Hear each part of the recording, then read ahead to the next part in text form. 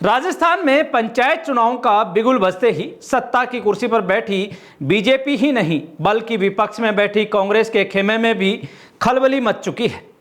क्योंकि इस बार जंग सिर्फ सरपंच या प्रधान की कुर्सी की नहीं है, ये जंग है 2028 के विधानसभा चुनावों से पहले गांव-गांव में अपना वर्चस्व कायम करने की।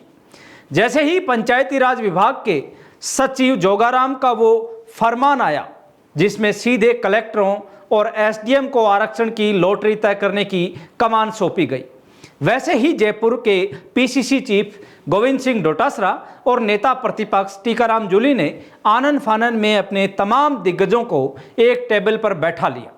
राजीव गांधी पंचायत राज संगठन के बैनर तले बंद कमरे में ऐसा क्या एक्शन प्लान तैयार हुआ जिसने राजस्थान की सियासत का पारा बढ़ा दिया है। आइए समझते हैं इस पूरी इनसाइड स्टोरी को। नमस्कार, आप देख रहे हैं जागो इंडिया जागो और मैं हूं आपके साथ भूप सिंह। राजस्थान में जैसे जैसे पंचायत चुनावों की तारीखें नजदीक आ रही हैं, कांग्रेस ने अपनी पूरी ताकत झोंक दी है।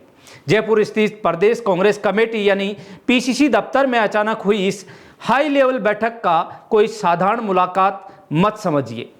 प्रदेश अध्यक्ष गोविंद सिंह डोटासरा और विधानसभा में नेता प्रतिपक्ष टीकाराम जूली की मौजूदगी में घंटों तक इस बात पर माथापच्ची हुई कि आखिर कैसे बीजेपी के डबल इंजन के दावे को गांव चौपाल के स्तर पर पटकनी दी जा सकती है।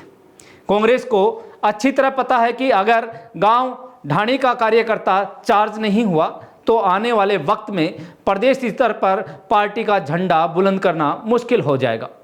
राजीव गांधी पंचायती राज प्रकोष्ठ की इस कार्यशाला का सबसे बड़ा एजेंडा था बूथ से लेकर पंचायत स्तर तक संगठन की रीड्रिल।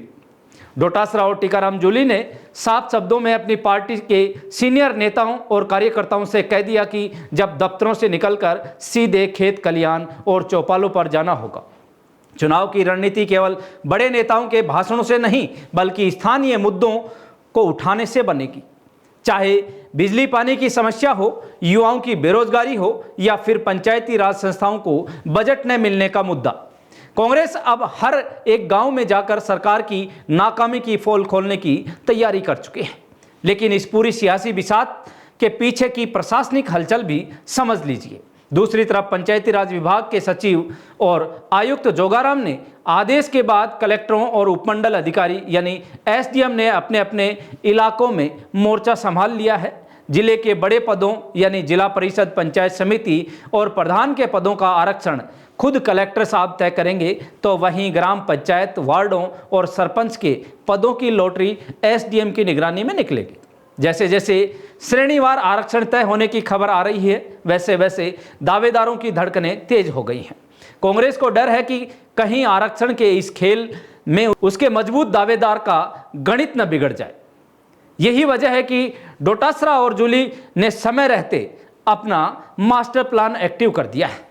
राजीव गांधी पंचायती राज संगठन के इस एक्शन प्लान के बाद ये तो साफ हो गया है कि इस बार का पंचायत चुनाव कोई हल्का फुल्का मुकाबला नहीं होने वाला। लेकिन सबसे बड़ा सवाल यही है, क्या कागजों पर बनी ये रणनीति जमीन पर उतर पाएगी? क्या डोटासरा और टीकाराम जूली की ये जुगलबंदी बीजेपी के चुनावी तंत्र को मात दे पाएगी? आपके गांव में इस बार क्या माहौल है?